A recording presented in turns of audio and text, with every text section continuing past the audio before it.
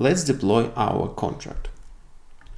So for this, we need the Web3.js library connected to our Geth node. So first I need to add the wallet, because to deploy contract we need to send the transaction. Wallet add.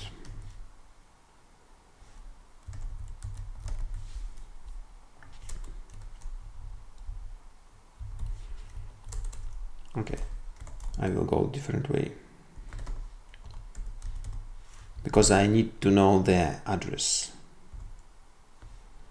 Private key to account. It will be our main account.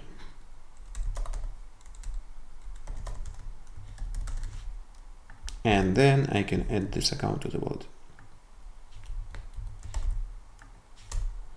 Okay, the next step is actually deploying. That's why we need the Web3 Web3s. First, let's create the contract. For this, we need to create new Web3s contract. Here we have first parameter, the contract API, and we already know where it is. It is our import API from API. Well, let's rename this file. Let it be contract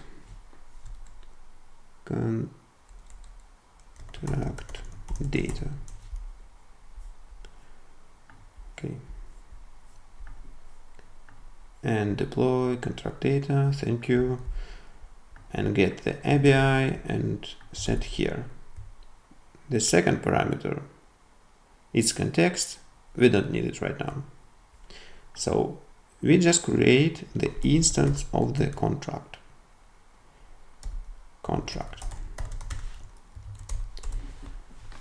To deploy it, we need to call deploy function and send here the first, it is the data. Data, it is our bytecode.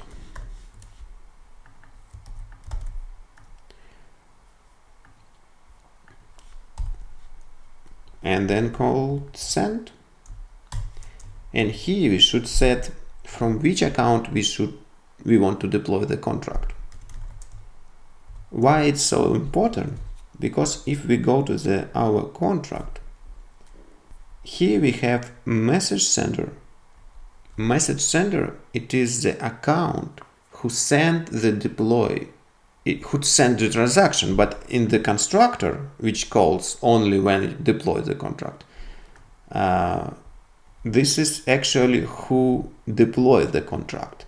And in the constructor, we have method which add the total amount of all our tokens to the sender balance. So it's important who will deploy our contract. So let's add the address here.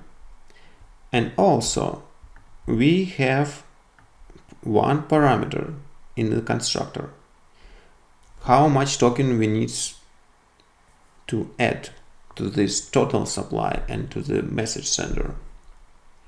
So we need to pass the parameter, and it's called arguments. It is an array, and we should set each parameter one by one. But we have only one parameter, so we can just use the begin and set the some value. For example,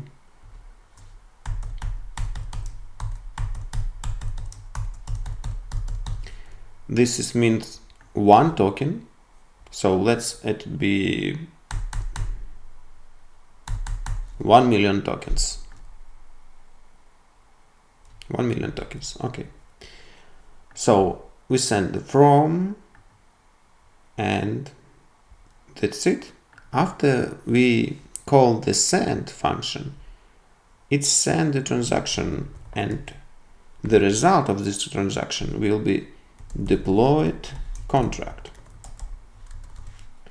For the library, it doesn't matter it's deployed or not deployed, but we need it only when it's deployed. We know the address of this contract.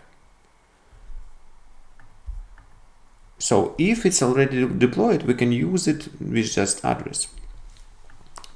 I will describe this further. So what's the problem? Okay, let's do this way. Export and export.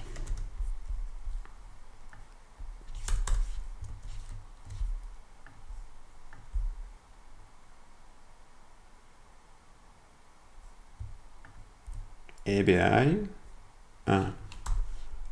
export const. Okay, right now it's okay. So we set the ABI, we set the bytecode, we try to deploy contract, and we should await this because it's this asynchronous function, and print the results.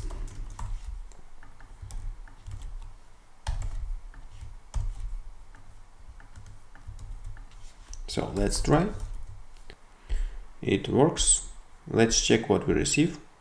So we received, this is the contract class of the Web3.js. But the main thing of this contract class, it is the contract address. Let's print int, not the whole class. Options, address. Okay, so we have right now the contract address. See you in the next video.